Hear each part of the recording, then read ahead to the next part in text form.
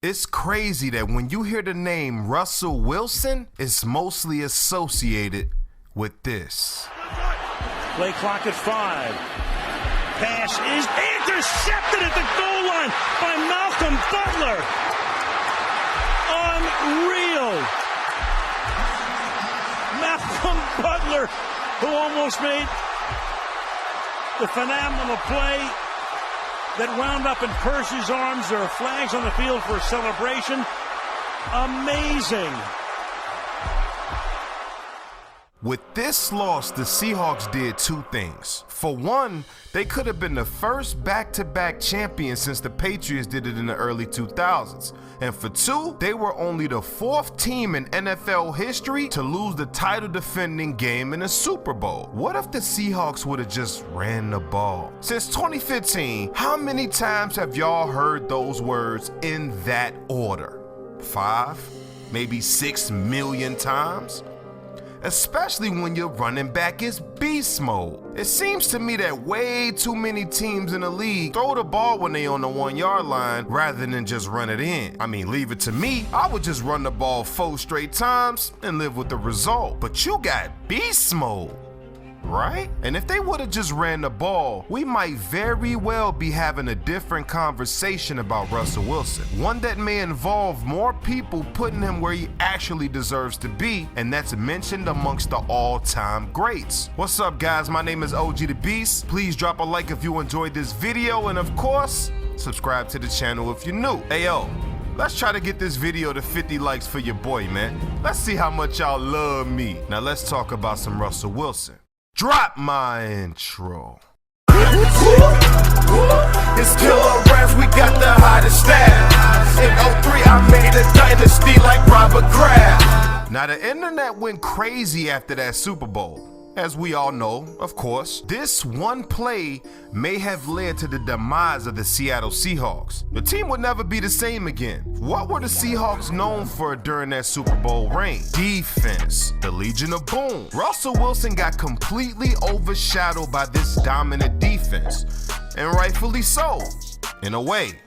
I mean, that 2013 Legion of Boom is one of the greatest defenses of all time. But in a few short years, that would all fade. Richard Sherman would go to the 49ers, safety Cam Chancellor will retire, and Earl Thomas pretty much forced his way out of town, and he ended up with the Baltimore Ravens, capping off the end of an era. But through all of this, one thing remained. Well, of course, outside of Bobby Wagner, but my main point being Russell Wilson. Do y'all remember how he even got his start? He's always been labeled as too small to play the position. I mean, he's a baseball player, yada, yada, yada, whatever. Drafted in the 3rd round to a team that just paid a quarterback damn near $30 million in free agent money to be their starter. But this guy was just a talent that couldn't be refused.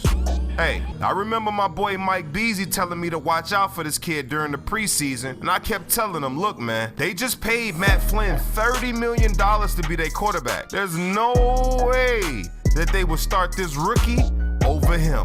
Believe that. I just couldn't see it. It didn't make sense. But I was wrong, and he was right. He would win that job during the preseason and never looked back. Now look at him. He's currently playing like one of the best quarterbacks in the NFL, if not the best quarterback in the NFL, ladies and gentlemen. Now, as we all know, the Seahawks played the Rams in a Thursday night thriller. The Seahawks will walk away as the winners of that contest, but did y'all see Russell Wilson in that game? I mean, is there anyone else in the league, besides maybe Tom Brady, who does more with less? Offensive line ain't the strongest, the defense isn't the same, and it's nowhere near what it used to be, and his receivers are pretty pedestrian. So I ask you this: why isn't there more conversations being had about Russell Wilson?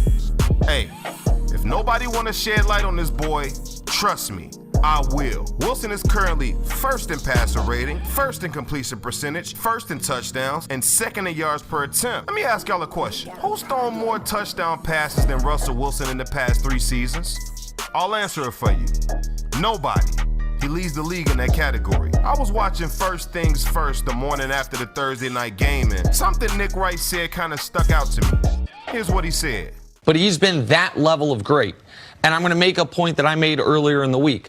How many teams in the NFC if you replaced their quarterback with Russell Wilson, would become the overwhelming favorites. Dak playing as well as he is. You put Russell Wilson on the Cowboys, they are the best team in football by far. You put Russell Wilson on the Chicago Bears or Minnesota Vikings. If you do it on Minnesota, send him to Minnesota with Sierra. We'll take him. Stephon Diggs ain't asking for no trade. And Chicago's probably the defending Super Bowl champions. This has to be the most accurate thing I've ever heard come out of this man's mouth. Think about that for a second. Russell Wilson threw 4 touchdown passes on Thursday night.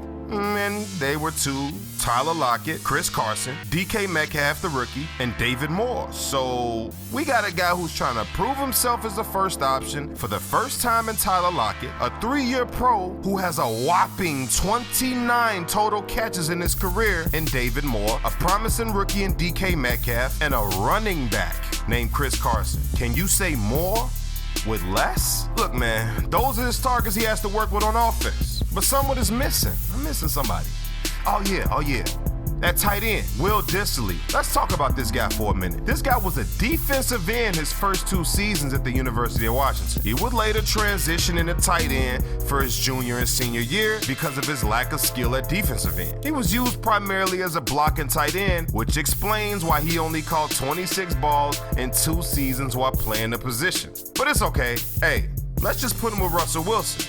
Well, now he's on pace to have a Pro Bowl type year. He's currently at 23 catches for 267 yards and 4 TDs through 5 weeks. That's better than, let's say, George Kittle, Jimmy Graham, Zach Ertz, Travis Kelce, and Eric Ebron, who led all tight ends in touchdowns last season. So, I think it's about time we start mentioning Russell Wilson's name more often when we get the rambling off the all-time great QBs or the top 5 QBs in this era. It's only his 8th season, and he's second all-time in quarterback rating. We're witnessing the most underappreciated greatness in a long time right now. We need to open our eyes and appreciate it. Russell Wilson, look, man, I may be an Eagles fan, but I'm rooting for you, my boy. Go on and get this MVP this season. Well, anyways, that's pretty much all I got for you guys. Please leave a like if you enjoyed this video. Also, subscribe to the channel if you love sports the way that I do. Hey, man, Russell Wilson is great. He might not be flashy as Patrick Mahomes, but he gets the job done with way less talent. And look, I'm not saying that ain't nobody talking about Russell Wilson, because they are. I'm just saying we not talking about this man enough. Point blank, period. It's time to put some respect on his name. But anyways, it's been a doozy, y'all, and as always, OG out. Hey, if you guys are still here, I appreciate it. I love you guys to death. There's 2 videos on the right-hand side. Go ahead and click on them. Check them out. Also, you see that little circle that says OG the Beast? Yeah, that's my icon. You can click on that to subscribe to the channel. I greatly appreciate it.